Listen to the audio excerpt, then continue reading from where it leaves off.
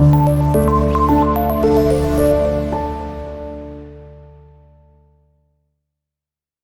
वालेकुम students, welcome to class 8 mathematics. I am Seerat Ali, your maths teacher. आज के इस लेक्चर से हम स्टार्ट करेंगे 2.15 एक्सरसाइज का क्वेश्चन नंबर 1, जो कि हमारे पास यहाँ पर है।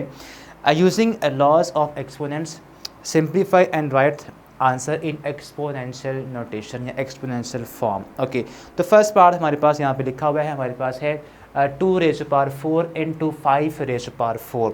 तो अगर स्टूडेंट्स हमारे पास इस तरह का क्वेश्चन आ जाए जिसके अंदर दो डिफरेंट नंबर मल्टीप्लाई हो रहे हों विद सेम पावर, ठीक है, पावर उनकी सेम हो और नंबर यहाँ पे दो डिफरेंट मल्टीप्लाई हो रहे हों, तो आपने इन पे जो लॉ यूज़ करना है उसका नेम की अगर बात करें, उसका नाम है हमारे पास law of product of bases. ठीक है, अब वो हमारे पास है क्या? वो हमारे पास है कि आपने क्या करना है, आपने यहाँ पर जो यहाँ पर सेम पावर है, ठीक है, उसको आपने बाहर कॉमन निकाल लेना है। नंबर 2 और 5 मल्टीप्लाई होंगे आपस में, 2 × 5 कर दें आप, और जो इनकी कॉमन पावर है उसको आपने बाहर यहाँ पर लिख देना है। ठीक है, तो ये हमारे पास आएगा 2⁵5 10 बन जाएगा। ठीक है, 10⁻ क्या बना? 4 बनेगा। तो ये इसकी एक्सपोनेंशियल फॉर्म सिंप्लीफाई होने के बाद आ चुकी है। ठीक है, अब इसके बाद हमारे पास सेकंड पार्ट की बात करें, वो हमारे पास है यहाँ पर 2x + 3y into 2x + 3y। इसको आपने लिखना है एक्सपोनेंट फॉर्म के अंदर। ठीक है, 2x + 3y into 2x + 3y।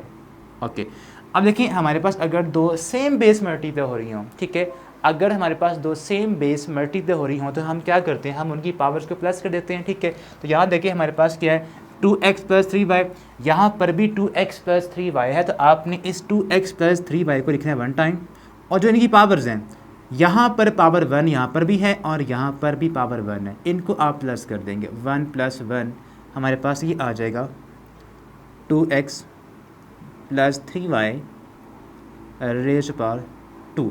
ये हमारे पास है कहने की इसका सेकंड पार्ट का आंसर। ओके, इसके बाद हमारे पास यहाँ पर जो इसका थर्ड पार्ट है, it's 2⁴ and whole raise power 3। इसको आपने करना है सिंप्लीफाई। ठीक है, okay, 2⁴ and whole raise power 3, यहाँ पर ये हमारे पास इसकी गिवन क्वेश्चन की स्टेटमेंट है। अब इसको इसका मतलब क्या बात क्या है, मतलब इसका ये है कि हमारे पास जो 2⁴ है ये अपने साथ ही 3 टाइम मल्टीप्लाई होगा। उसकी वजह ये है कि ये पावर यहाँ पर है और ये जो ब्रैकेट के अंदर है ये यहाँ पर बेस है। ठीक है, तो आपने करना है कि इसका मतलब ये है कि आपने क्या करना है, आपने रफ में अगर इसको मैं करूँ तो ये है हमारे पास 2⁴ रेज़ पावर 3। इसका मतलब ये है कि 2⁴ इंटू 2⁴ इंटू 2⁴, ये बनती है इसकी प्रॉपर एक्सपेंशन। ठीक है, यानी कि आपने 2⁴ को अपने साथ ही 3 टाइम करना है मल्टीप्लाई। तो अगर हमारे पास सेम बेस हो तो पावर्स को हम क्या करते हैं, प्लस कर देते हैं, तो ये बनेगा 2⁴ + 4 + 4 becomes equals to 2⁴12 is your final answer. लेकिन आपने इस वे से इसको सॉल्व नहीं करना, मतलब इसका यही है, लेकिन जब आप इसको सॉल्व करेंगे तो सॉल्व आपने यहाँ पर करना है, एक लॉ होता है पावर ऑफ पावर, कि हमारे पास एक नंबर हो उसकी 2 पावर्स आ जाए इस तरह ब्रैकेट के साथ। ठीक है, तो फिर आपने क्या करना है, फिर आपने यहाँ पर उनकी जो 2 पावर्स हैं 4 और 3, इनको आपस में आप कर देंगे सिंप्लीफाई, यानी कि मल्टीप्लाई आप कर देंगे सिंपल। तो ये हमारे पास बनेगा 2⁴ इंटू 3, तो ये आएगा 2⁴12। दैट्स इट, वही जो आंसर वहाँ पे आया था 2 स्टेप के अंदर यहाँ पर भी आ गया। तो सिंपल आपने क्या यहाँ पर करना है कि आपने लॉ यूज़ करना है पावर ऑफ पावर वाला। तो 4 को आप या यहाँ पर जो भी पावर है उसको आप इस पावर से मल्टीप्लाई कर दें, तो वो इसका सिंप्लीफाइड आंसर होगा। ठीक है, ओके, इसके बाद हमारे पास यहाँ पर इसका नेक्स्ट पार्ट है, पार्ट नंबर 4 को देखें, a⁻6 इंटू b⁻6। ठीक है, तो ये फर्स्ट पार्ट की तरह का क्वेश्चन है। ठीक है, यानी कि आपने इसको भी जो फर्स्ट पार्ट में हमने किया था कॉन्सेप्ट यूज़, यहाँ पर भी आपने वही यूज़ करना है, a⁻6 इंटू b⁻6। ठीक है, तो ये हमारे पास बनेगा सिंप्लीफाई होने के बाद। देखें हमारे पास यहाँ पर पावर सेम है, जब पावर सेम हो तो आपने बेसिस को करना है मल्टीप्लाई आपस में, और उनकी जो कॉमन पावर है बाहर, उनको आप बाहर एक बार ही लिखेंगे। तो ये हमारे पास आंसर आ चुका है इसका फाइनल। ए और बी आपस में मल्टीप्लाई नहीं हो सकते बिकॉज अल्फ़ाबेट्स हैं, तो आप इनको ऐसे ही लिख देंगे बिकॉज यहाँ पर हमारे पास नंबर थे 2 5 10 बन गया था, लेकिन यहाँ पर ए बी क्या है अल्फ़ाबेट से, इनको आप मल्टीप्लाई नहीं कर सकते, तो आपने इनको एज इट इज़ वैसे ही लिख लेना है। ठीक है, अब इसके बाद हमारे पास यहाँ पर पार्ट नंबर 5 को देखें तो ये है 9 rays power 8 divided by 9 rays power 3। तो ये हमारे पास क्वेश्चन जो है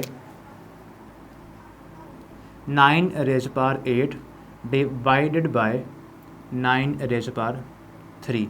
अब करना आपने यहाँ पर ये है कि आपने अगेन यहाँ पर एक लॉ यूज़ करना है क्वोशंट ऑफ पावर्स वाला। ठीक है, अब वो हमारे पास क्या है बेसिस सेम है। ठीक है, इसका मतलब ये है कि हमारे पास आप ये अगर आप इसको करें 9 rays power 8 divided by 9 rays power 3। ठीक है, तो ये इसके मीनिंग है, इस तरह आप इसको लिख सकते हैं। अगर बेसिस सेम हो और वो डिवाइड हो रही हो तो उनकी पावर्स सब्ट्रैक्ट होती हैं। ठीक है, यहाँ पर अगर बेसिस सेम हो और उनकी पावर्स आप कह लें बेसिस सेम हो और वो डिवाइड हो रही हो तो पावर्स को आपने सब्ट्रैक्ट कर देना होता है। तो आपने यहाँ पर करना ये है कि 9 को लिखें आप एक बार कॉमन बेस, और जो ऊपर हमारे पास पावर है उसमें से आपने जो नेक्स्ट पावर है उसको सब्ट्रैक्ट कर देना है। तो ये हमारे पास फाइनली बनेगा 9 रेज़ पावर 5। ठीक है, आप ये स्टेप इस स्टेप से डायरेक्ट ये स्टेप भी कर सकते हैं, यानी कि अगर सेम बेसिस डिवाइड हो रही हों तो आपने उनकी जो पावर्स हैं उनको जस्ट क्या करना है सब्ट्रैक्ट कर देना है। तो ये इसका फाइनल आंसर आ जाएगा। इसके बाद हमारे पास नेक्स्ट पार्ट है इसी का 6 T rays power 4 into T rays power 3। तो जब सेम बेस मल्टीप्लाई हो रही हो तो पावर्स को आपने प्लस करना होता है। ठीक है, तो ये हमारे पास बनेगा 6 part T rays power 4 into T rays power 3। तो ये आएगा टी को आप लिखें एक बार कॉमन बेस और पावर्स को प्लस कर देंगे 4 + 3। जब सेम बेसिस मल्टीप्लाई हो रही हों तो आपने बेस को एक बार लिखना है और उनकी जो पावर्स हैं उनको प्लस कर देना है। तो ये हमारे पास बन जाएगा T rays power 7। That's it. ठीक है, इसके बाद हमारे पास नेक्स्ट पार्ट के ऊपर हम मूव ऑन करते हैं जो कि हमारे पास है यहाँ पर 7th part 3 rays power 7 over 3 rays power 4 3 rays power 3। ये हमारे पास इसका 7th पार्ट की कहने की स्टेटमेंट है, इसको हमने सॉल्व करना है।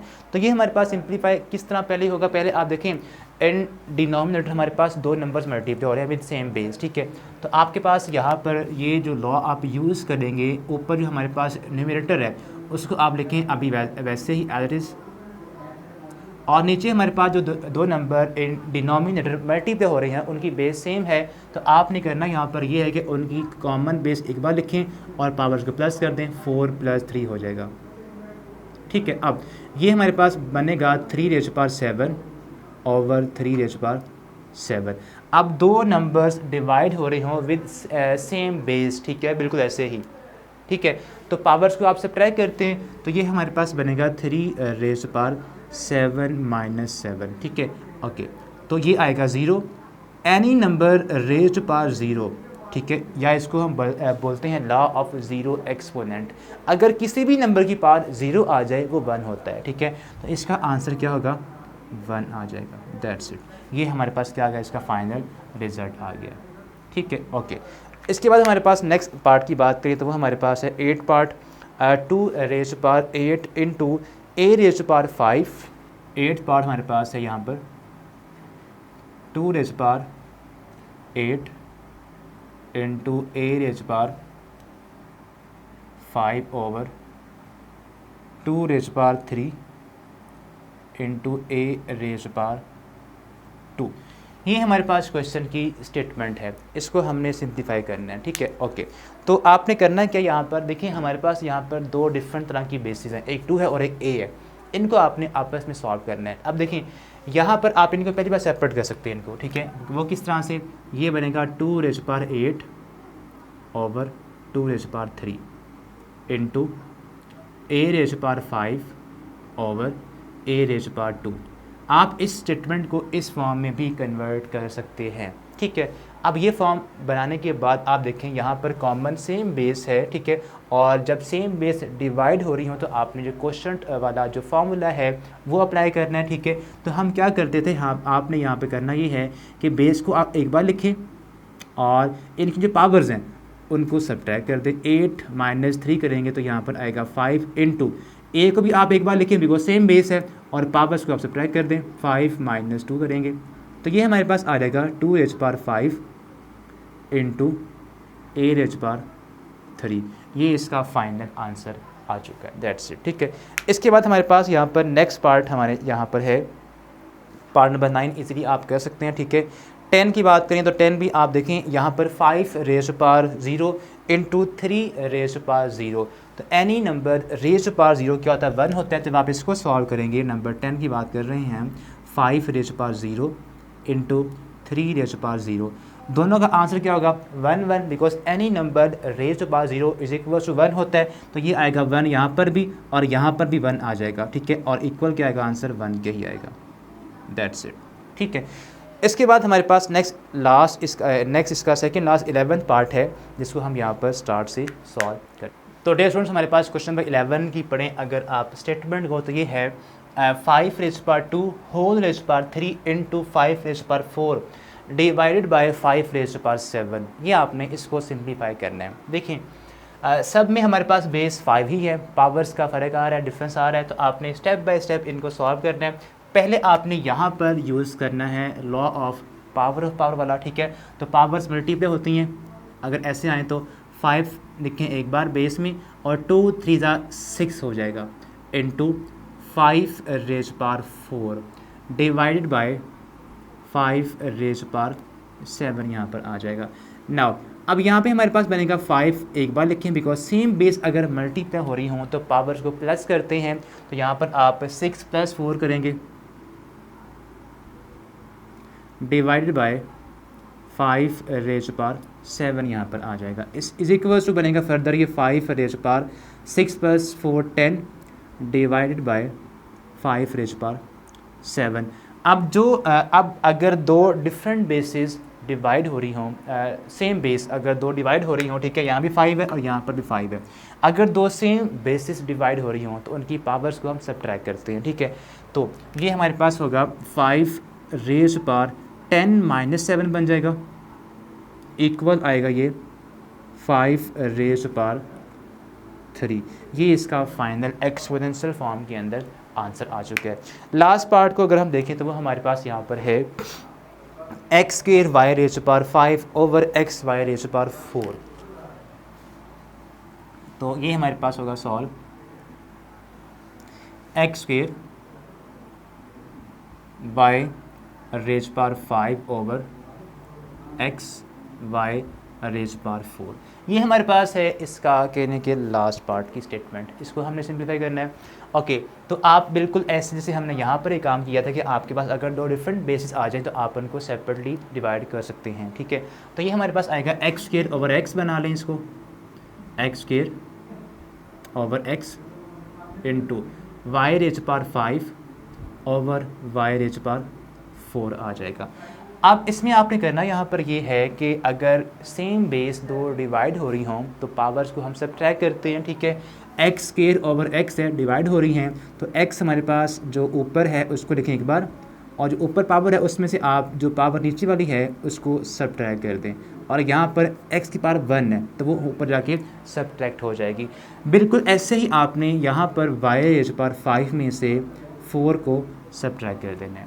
ठीक है, अब इसको आप करें मज़ीद सिंप्लीफाई तो ये आ जाएगा x⁴1 इंटू y⁴1 ना इक्वल आएगा ये x y। That's it.